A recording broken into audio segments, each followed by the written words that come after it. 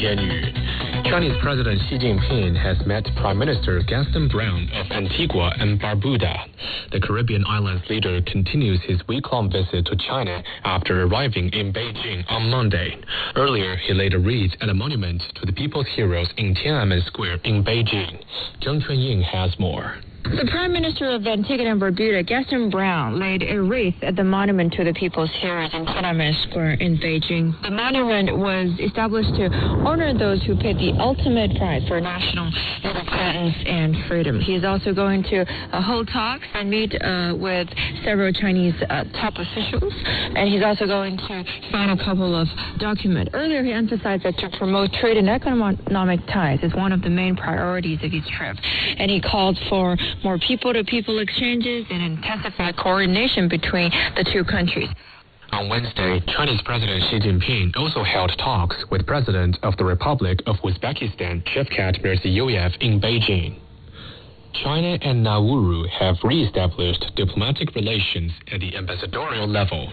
Chinese Foreign Minister Wang Yi held talks with Nauru's Minister for Foreign Affairs, Lionel Angamia, on Wednesday. The two sides signed a joint communique on the resumption of diplomatic relations.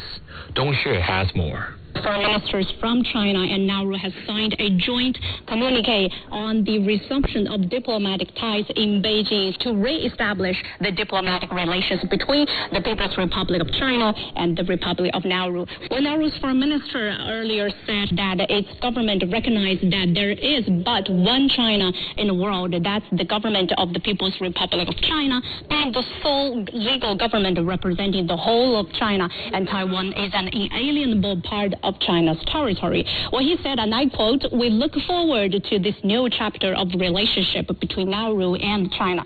It will be built on strength, built on development strategy. It will also have a synergy of policies, and we will have good collaboration and shared governmental principles that both our countries will enjoy."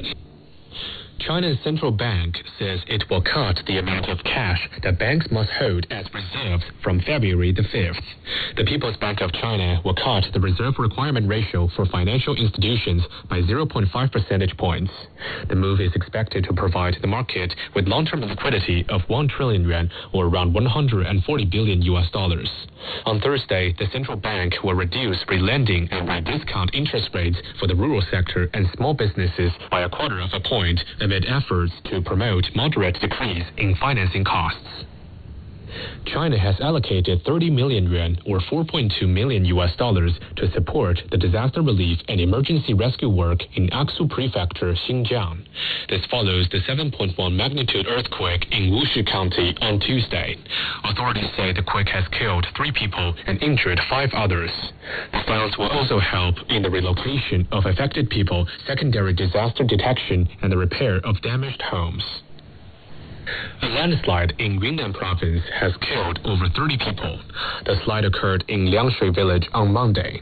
More than 1,000 personnel are carrying out search and rescue work at the site in southwest China.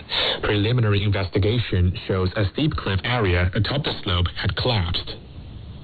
The U.S. Central Command says U.S. forces have struck facilities used by an Iranian-backed militia group in Iraq. It said the strikes were in response to recent attacks by a group called Khatib Hezbollah. It said the strikes targeted the group's headquarters, storage, and training locations. Turkish lawmakers have approved a bill on Sweden's bid to become the 32nd member of NATO. With Turkey's ratification, Hungary will become the only NATO member country that hasn't approved Sweden's application to join the military alliance. Sweden and Finland applied to join NATO after Russia launched its military campaign in Ukraine in 2022. Their accession requires the unanimous approval of all members of NATO. Turkey approved Finland's NATO bid in March last year. In sports, Daniel Medvedev has reached the semi-finals of the Australian Open. He beat Hubert Hurkacz in 5 sets to reach the last 4 of the event for the 3rd time in 4 years. And that's the news. I'm Ken.